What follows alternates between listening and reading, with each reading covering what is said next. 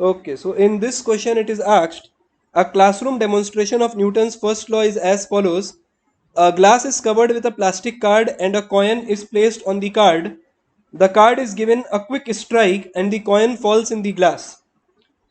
The first one, the question is asking, should the friction coefficient between the card and the coin be small or large? The second thing is, should the coin be light or heavy? And the third one is, why does the experiment fail if the card is gently pushed? तो इसको अगर मैं समझाऊं तो सबसे पहले तो मैं ऐसा बोलता हूँ, the coin which was in a state of rest continues to be in the state of rest due to the inertia of rest, while the card comes in the state of motion, and as a result of which the coin falls into the glass. तो जो experimental setup का अगर मैं diagram draw करूँ तो ये कुछ इस तरीके का होता है, and a coin is placed somewhere like this. So this is the coin that is placed. तो ये अरेंजमेंट का अपने चर्चा कर रहे हैं. तो अगर मैं इसको तुमको इस तरीके से समझाना चाहूँ तो मैं चाहूँ तो इसको 3 ब्लॉक प्रॉब्लम में भी कन्वर्ट कर सकता हूँ, but that will intensify the explanation process.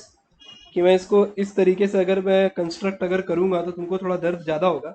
Although if you want you can see my video on multiple block problem, जैसे तुमको एग्जैक्टली आइडिया लग जाएगा कि कैसे सॉल्व करते हैं ऐसे चीज़ों को. तो मैं यहाँ पे बोलता हूँ कि ये कॉइन है, ये जो है वो प्लास्टिक कार्ड है बीच वाला, और नीचे जो है वो ग्लास है. और हम लोग फोर्स जो है वो प्लास्टिक कार्ड पे अप्लाई कर रहे हैं such that the coin needs to fall on the glass. तो अब इसके लिए पहला क्वेश्चन पूछ रहा है, should the friction coefficient between the card and the coin be small or large. So over here when the plastic will tend to move, the coin or the plastic card will experience a frictional force in this direction due to the coin and the plastic card, and due to the glass and the plastic card it will experience a frictional force in this direction, which I am stating as F1 and F2. So this F1 force will be experienced by coin in this direction, which will be F1. तो अब अपने ऐसा चाहते हैं कि friction coefficient कैसा हो, least हो जाए. This should be least. तो लीस्ट होगा तो क्या होगा, F1 का जो वैल्यू है इट विल बिकम नेग्लिजिबल. तो प्लास्टिक कार्ड जो है वो भी आसानी से आगे चला जाएगा. और दूसरा बात, कॉइन के पास इनफ फोर्स नहीं होगा टू एक्सिलरेट. तो as a result of which the coin will fall into the glass. तो the first one is the friction coefficient between the card and the coin must be small. The next one is, should the coin be light or heavy. तो अब अगर मैं यहाँ पे एक mathematical calculation करूँ तो मैं ऐसा बोलता हूँ कि F1 is equal to mu mass of coin into g. और यही रीज़न है that the coin acquires acceleration AC. So I write that the acceleration of the coin is mu g.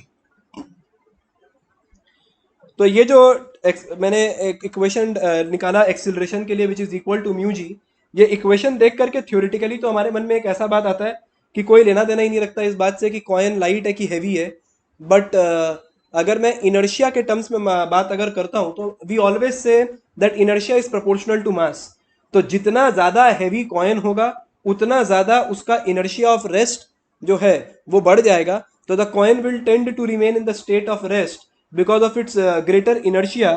तो हालांकि थ्योरेटिकल कैलकुलेशन के हिसाब से acceleration में मास का कोई कंट्रीब्यूशन नहीं आ रहा है, but even then we prefer to do this experiment using a 5 rupee coin.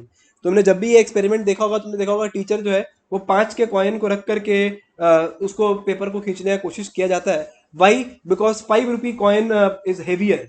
तो लाइट होने से एक दूसरा प्रॉब्लम ये भी होगा, it can fly off with the card.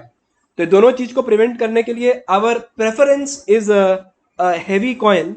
But experimentally we are seeing कि कैलकुलेशन के हिसाब से एक्सेलरेशन जो है वो मास इंडिपेंडेंट है. तो आप थ्योरेटिकल आंसर अगर लिख रहे हैं तो आप बोलेंगे कि मास इंडिपेंडेंट होने से काम बन जाएगा. But if you go at a much depth, अगर प्रैक्टिकल अप्रोच पे अगर अपने जाएं तो अपने हमेशा चाहेंगे कि heavy coin is used. The last one is, why does the experiment fail if the card is gently pushed?